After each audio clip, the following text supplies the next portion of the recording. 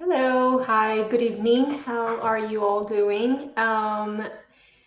So this is a continuation of last time about redefining yourself, reintroducing yourself. And we've had a few people come in a more private channel and share some of their stories. So I'm going to go ahead and share the miracles and not exactly the miracle owner. And first of all, for those of you that don't know me, I am Dr. Verdiales, and I live in Georgia. I am originally from Puerto Rico, and I am trying to create an environment that is safe for all of us to share our journey and own our lives, own our past, and use it to redefine yourself. Who are you? How did you get here? And where are you going? Okay. So I had posted something about breastfeeding. Um, I had a very interesting experience as a first mom, and I'm sure some of you out there might relate.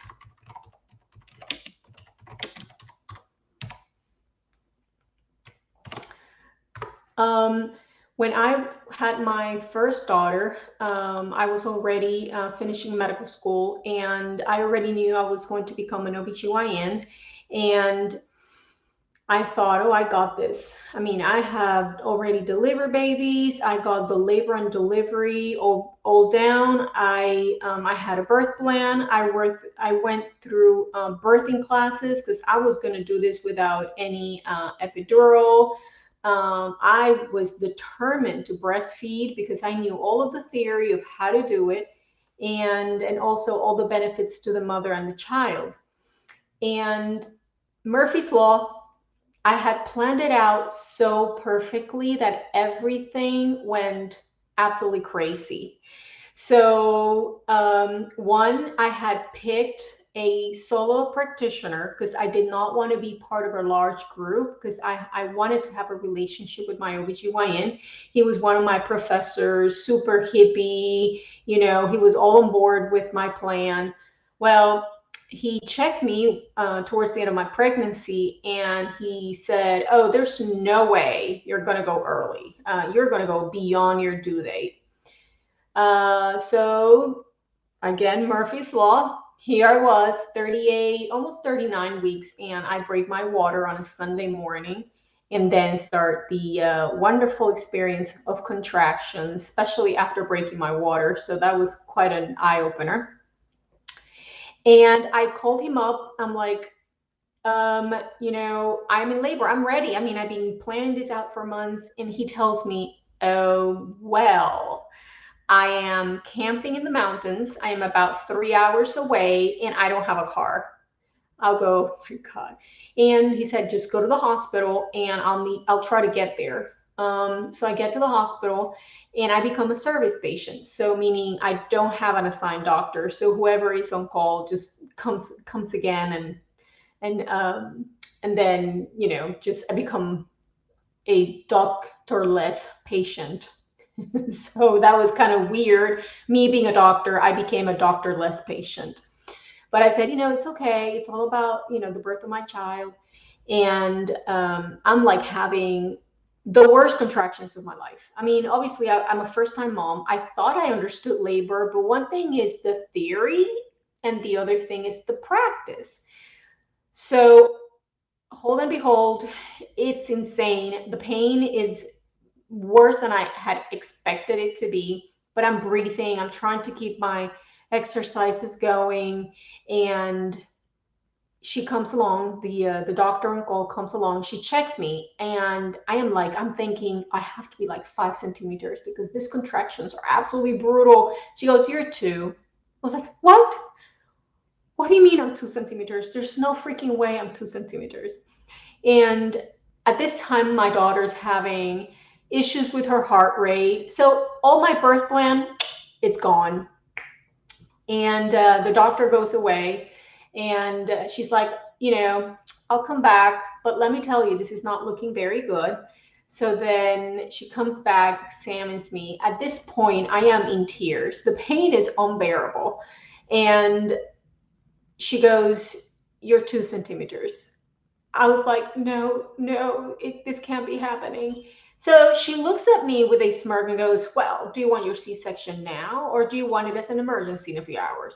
I go, "C-section? That's not in the birth plan." Well, C-section came along because, I mean, I knew enough to see what was going on, and my daughter was not really doing well with the contractions, and at 2 centimeters she was not going to be doing very well when I was ready to push. So I said, fine, I guess i will I will go ahead and do my C-section. So, and I'm like, remember I told you breastfeeding is like, please do not give, a bottle to the child in the nursery. I told all the nurses, blah blah blah, go through the process of the C-section. And then they kept saying the baby's hungry, the baby's hungry. I'm like, I just had a C-section and I can't even feel my legs. So they kept pushing and they did give her a bottle. So breastfeeding after that was quite interesting because my daughter would not want to latch on. She would latch on. For those of you who have been there, it's when the baby grabs onto the breast. So she had a good grip and the vacuum, everything positioning. And she would just suck for a little while. And as soon as the hind milk or the good stuff started coming through, the baby has to extract it and she would get crazy mad. So she would just spit it out and not want to breastfeed. A newborn was kicking my butt. She did not want to breastfeed. And I went to support groups and La Leche League and all of the leagues. And I'm thinking, oh my God, I felt so inadequate. I was like, I'm the OBGYN who had it all planned out, who ended up with a C-section and cannot figure out breastfeeding. I'm supposed to teach other women how to breastfeed, and here I am in a support group because this kid won't do it. So after 2 weeks of that and just crying and miserable, because then, postpartum blues hit, then I just kind of gave up and said, I will just have to pump and give it to her in the bottle. So you can plan life, but the kind of the joke is on us, right?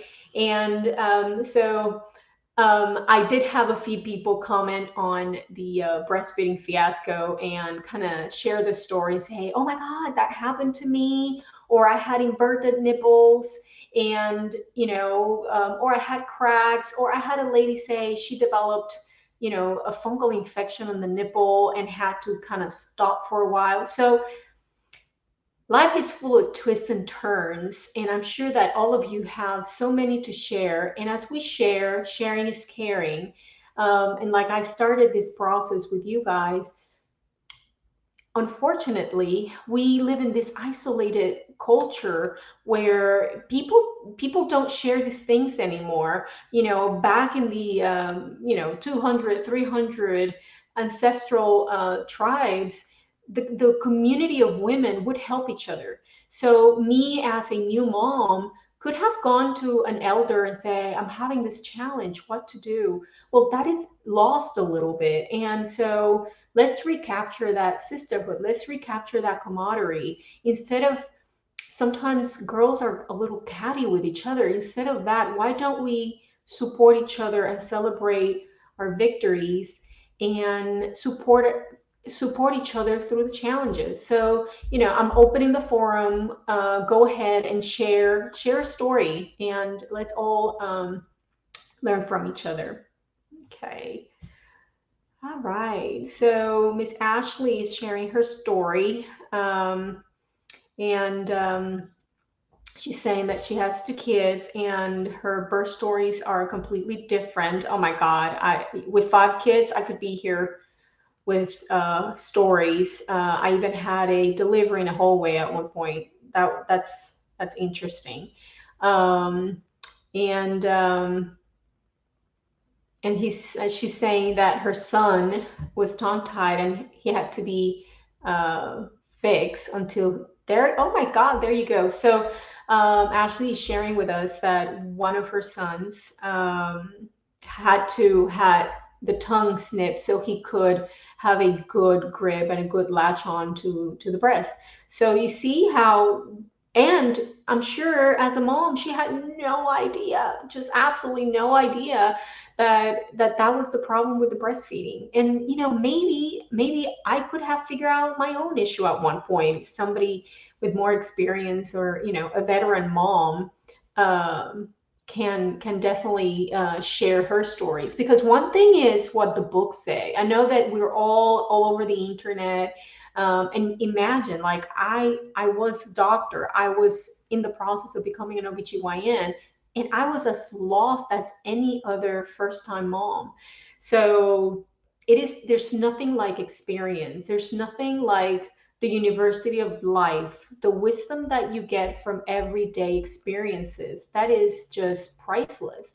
That's why elders were so cherished in the ancient cultures, like like, for example, the Indian cultures. They cherish the elders. Why? Because there's nothing like life experience that cannot be read in Google, that cannot be read in a book. Um, so Okay.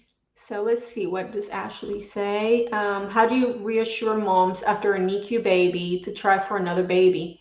That's a discussion I have even in the fertility clinic every day. Not necessarily like trying for another baby after a NICU admission, which is traumatic. Absolutely. I have to say, my fourth daughter.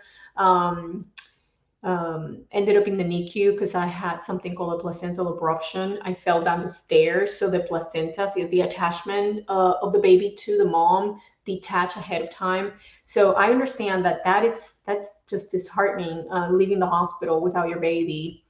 Um, but I also get to talk to people that have had babies with problems, or even worse. I had a patient that her baby died in utero. Okay, so she made it all the way to full term just to have the baby just heart rate stop.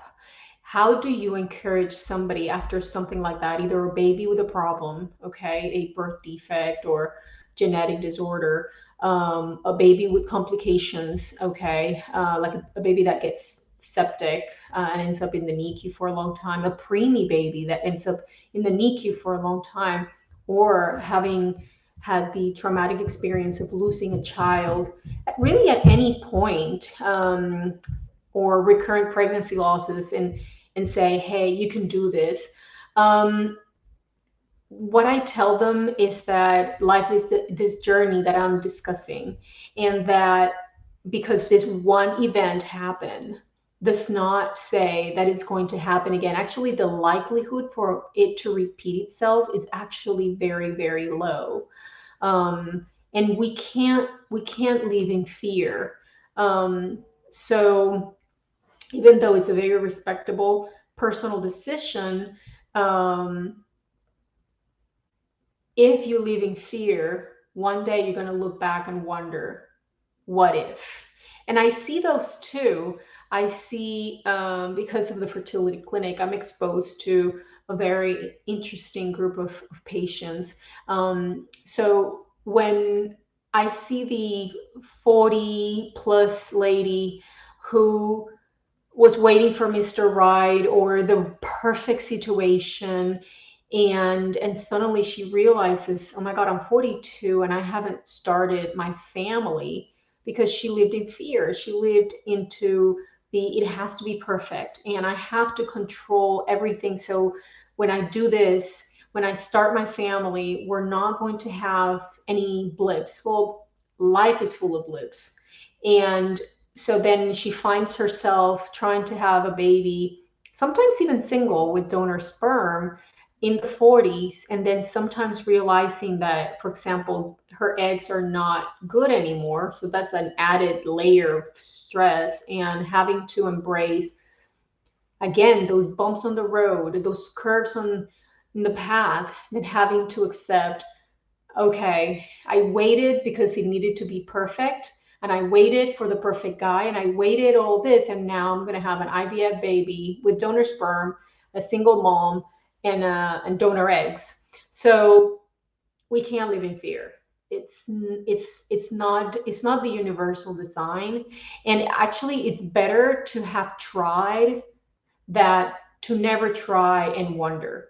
Okay, so I go through that with the patients in all of the scenarios that I touched, and of course ultimately I'm just here to be a health slash life coach. The journey is yours. Okay. So Ashley's saying that her son had GBS sepsis, which um, it's common in the female genitalia. It doesn't really harm the mom unless it overgrows. It sometimes can cause urinary tract infections, and it's normally tested late in pregnancy. And in her case, she did not get to the antibiotics early enough, and then the baby ended up in the intensive care unit with GBS infection. How to prevent that for the future? So the rules of the game is that you don't even test on the next pregnancies. You start treatment right away. You can start treatment at 39 weeks, and then during labor, you get antibiotics regardless of what's going on. And that is the best way to prevent it. And again, not because it happened once, it's going to happen again. Actually, it seldom does. There's so many complications of a pregnancy that can arise that if imagine if the world would live in fear, we would not have overpopulation. So chances of it repeating itself are actually small. I actually have a beautiful patient right now. Her journey was very challenging. She is 42. She came to me through the fertility clinic because she couldn't get pregnant on her own. On her first evaluation, we find out that she has multiple fibroids. None of them were massive, but she had enough to be a problem. And recommendation was take those fibroids out before you start fertility treatment. And she decided that she did not really want to do that, that she wanted to prepare herself. We did something called priming and all these little things. She ends up getting pregnant on her own. We were all super excited with her, and she made it all the way to 19 weeks with a female baby, and went into preterm labor probably because of the fibroids competing with the baby, and lost the baby after something like 15 years of infertility. As you can imagine, that's like devastating. I mean, how can you even try to get pregnant again after that happens to you? And she did have to take kind of a break and digest all of that. All the genetic testing on the baby, it was a perfect female baby, no issues, no other than the fibroids, not real reasons why she went into preterm labor that early on. And now she decided to have the surgery. She took out her fibroids. She allowed her uterus to heal, and she is undergoing treatment all over again.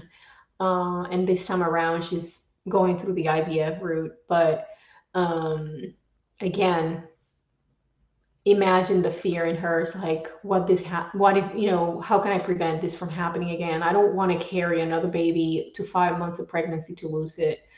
But I'm glad that she's coping with her fears and she's trying it again. And I bless her every day, and I pray that she has a happy story to tell, in a few months. All righty. So I see that there's a few of the fertility patients around here, and I'm glad that Dariana, you're having your second retrieval tomorrow. That's awesome. Well, very good. Again, I encourage you to come in, to join us, to share your story. Whether it is breastfeeding, whether it is your childbirth, whether it is whatever it's in your heart to share, come and walk this journey with us. So may you all be blessed, and I will see you in 2 weeks. Bye bye.